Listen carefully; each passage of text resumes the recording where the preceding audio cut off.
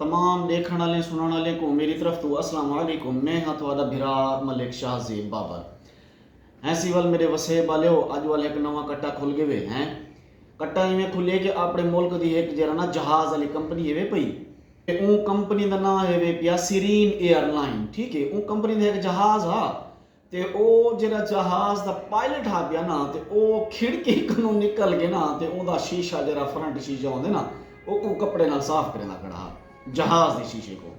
उनकी वीडियो जरा ना सऊदिया का कोई चैनल है कि उ वायरल कर दी है।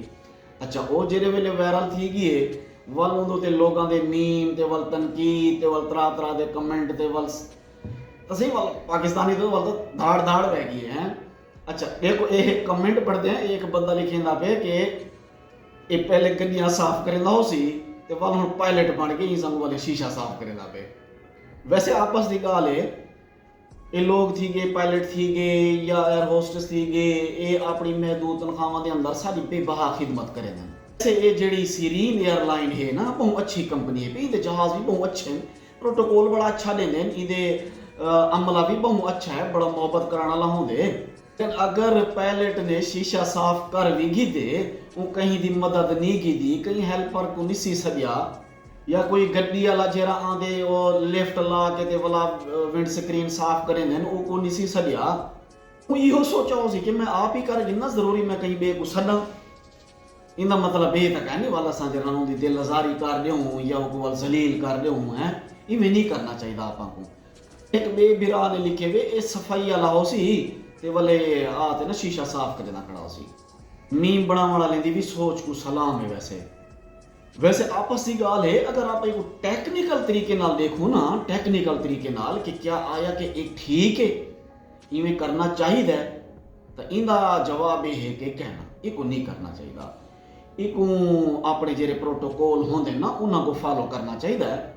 जिंदा काम ने वो को आके वो अपनी सेफ्टी दे नाल अपने हर तरीके कार नाल आसन, गड्डी गेन के आसन, लिफ्ट उते चढ़े सन, वालों लिफ्ट उते बंदा चढ़ सी वाल जो वो विंड स्क्रीन साफ करे सी, असल तरीका कार का ये है।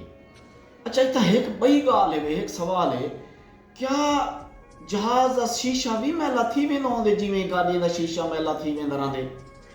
तो उनका जवाब ये है कि कहना ऊँ तक है ना, क्योंकि देखो जहाज झेरे वेले उत्ते वेंदे आसमान होंदे, तरह तरह के मौसम होंदे, बादल होंदे, बारिश होंदी है, गोदो गुबार होंदे, हर तरह के मौसम के अंदर गुजर के वेंदे, तो ज्यादातर इन शीशा क्लीयर ही रहंदे। बारिश होंदी है, गोदो गुबार होंदे, हर तरह के मौसम के अंदर गुजर के वेंदे, तर इन शीशा क्लीयर ही रहंदे। अगर जरूरत होवे तो जिवें अपनी गड्डी का साफ शीशा साफ करिंदे इवें करना चाहिए। लेकिन तुहाको पता है वाला पता पाकिस्तान से हैं जुगाड़ दे तो वाल माहिर थी उसे खैर वाकया तुहारे नाल शेयर कीते से। खैर उनके को अगर गलती थी गई है तो वाल साकू भी नहीं चाहिए कि असां उनकी दिल आजारी करूँ हैं का ख्याल करे सो उते मीम वगैरह ज्यादा ना बढ़े सो कि ओ ना होवे कि कोई मीम बनावण वाला वाल कदई होंदे जहाज च गया बैठो होवे तो वाल पायलट शरीफ को पता चल वने से वो फलां मीम बनावण वाला वाल आया बैठे ते वाला तो रस्ते जेरन वाला झूठे देवे ते आ तरह कठावे वाल तो को लग पता वने।